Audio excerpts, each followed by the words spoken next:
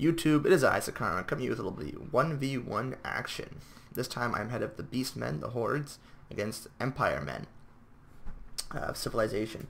And this really is, I mean, this battle isn't particularly competitive, but it is a lot of fun, and I think it's, the thing about the Beastmen is, I think I'm in love. I really like the way they play the way they feel, which is, if you guys have seen my Skaven video way back, my problem is the Skaven don't play the way they feel. They should be like mass hordes, like interspersed with monsters. Instead, they're very like monster heavy, and I just feel like they're kind of like lame the way to play them. But Beastmen are very cool. You can get a lot of hordes, you get the forward deployment, you can just overrun units, and it's such a lightning quick battle whenever you play as Beastmen, which isn't always what I'm in the mood for, but it's a good palate cleanser now and again. After a big, long tactical battle, you just play the fucking headstrong Beastmen who just rush in and destroy things. A lot of fun. And I used to hate Beastmen too. I should pause because shit's happening.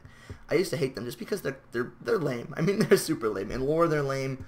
They're basically just punching bags for characters to kill on their way up to fighting a chaos demon or something of actual importance, or to die. So like they'll have a character who will kill a bunch of Beastmen and be like, oh, he's killed thousands of Beastmen. He's the Beastman Slayer. Man is so tough. And then that way they can make him seem tough when another guy kills him, who's usually from chaos. So all I have to say is that their lore is lame. At least personally, I think their lore is lame. They're kind of silly. I mean, they're fucking beast people.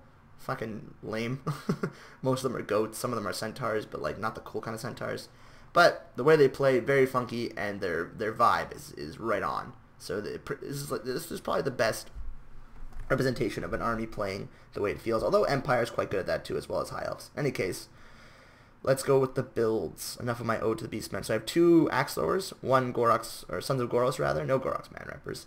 Another 4 deployed contingent over here of 3 Gore Herds and a single Centaur in the woods. I have 1 Gorbel who was fixed and given much higher mass. Apparently he is quite good now.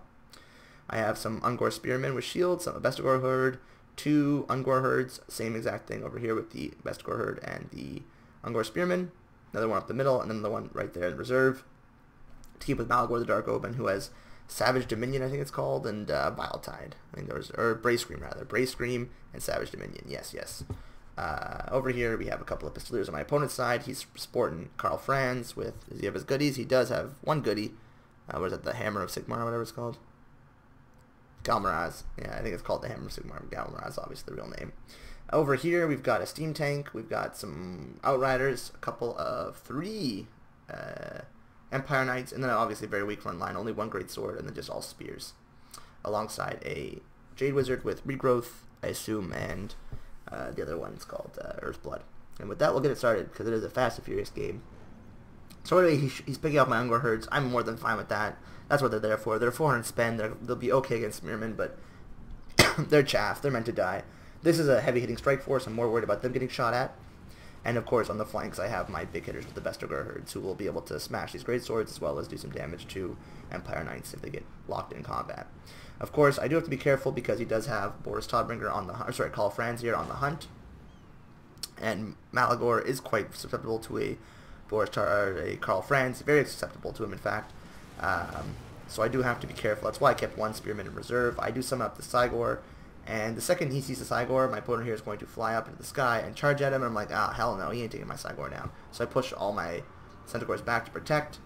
He protect, he attack, but most importantly, he Cygor. So we're going to throw a fucking boulder at, what are we throwing at? Oh, at this big clump at, no. Maybe it was, but I think we're throwing at the Empire Knights, but that was a big whiff. These pistols just come into the Bestigor Herds. It won't do too much damage. It'll whittle them with some, but not too much. This strike force has a mass on these spears. I should have spread them around more, but I don't mind this, because I want them just to crush that flank as fast as possible. Meanwhile, we've warded off Karl Franz because we pulled back all our heavy hitters, basically preventing him from being able to hit my Cygor in front of me. Over here, on the flank, we are just overrunning them. Bestigor is just smashing through Beastmen. Ungor Herds are going to smashing through Spearmen, rather. Ungor Herds are, of course, going to crush the Spearmen as well. On this flank, the strike force has, as you would expect, overrun this Spearman unit.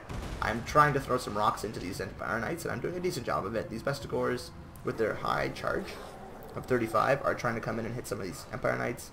Karl Franz has come to help relieve this flank, which makes sense, but as he does so, we are overrunning pretty much all his weak front line. We're just going to ignore the Steam Tank for now. There's not really much of a point to hit it. Over here, I have, I mean, this is probably too much in reserve, all these forces, but I will activate them at some point. Probably right now. The Gorbel's going to come running in here. These Centaurs have come in. Yes, they're going to do damage, more just to pin the Empire Knights in place while my Bestigors can get damage done. They do flee with a ton of health left, which is pretty insane. They're terrified, that's why. They're called friends. But the Bestigor herds are in here, and they're doing damage to these Empire Knights.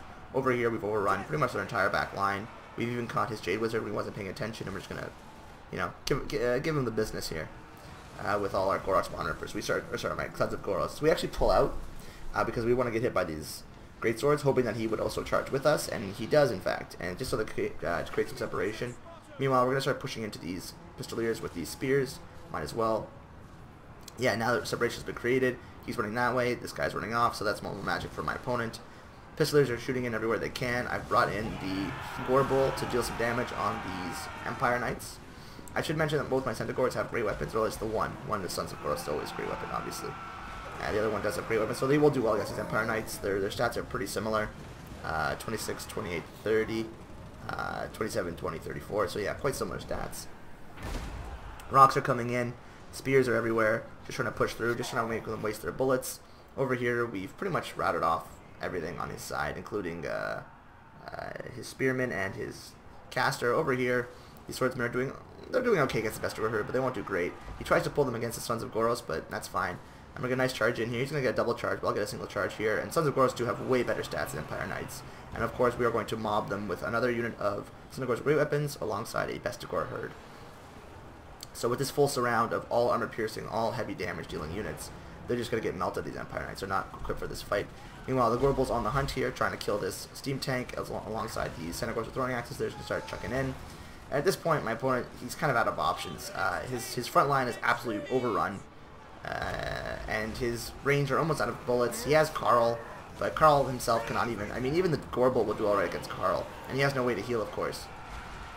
Not to mention, I just have so many infantry units left still, all over the place, just running in and charging in, overrunning his front lines. He did bring in a rather weak front line, but I understand the thinking behind that, because Beastmen can overrun pretty much all your front line. They just have better, more cost-effective units across the board to kill Empires with, including like Bestigors. I mean, they're only a little bit pricier than Great Swords, but they just outclass them in every way, especially on the charge. Over here, Gorsman, and of course we have faster cav and all that. That's cheaper, and I would say more cost-effective. Centaurs with great weapons are more cost-effective. And then my opponent sees the writing on the wall and he calls it quits. So a short little battle, not really competitive as I said, but it was fun just to show the way the Beastmen play is they're just so hard-hitting, so fast-hitting, and they really fit in the vibe that they carry. Similar to, I think, the best armies in this regard are the Dwarves, the Beastmen, the High Elves, the Empire. Are there any other ones?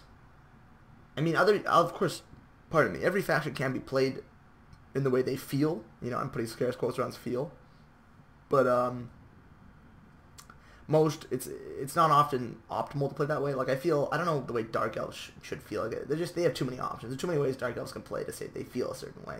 Because they can play cav, they can play heavy infantry, they can play light infantry with hard hitting. I mean, they just have every option in the book.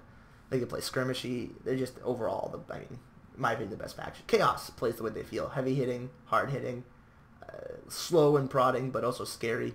You know, the Beastmen are like Chaos if they were all like light armored, which makes sense, right? They're like the fast version of Chaos. Chaos is slow and overwhelming and just like a hammer. It just comes at you fast. Just one fell swoop, it'll crush you. Whereas Beastmen are more like getting shanked in the prison yard. Just like 100 quick insertions of a small blade into your torso. And with that beautiful bit of poetry, I'll bid you guys adieu, and I'll see you around the bend.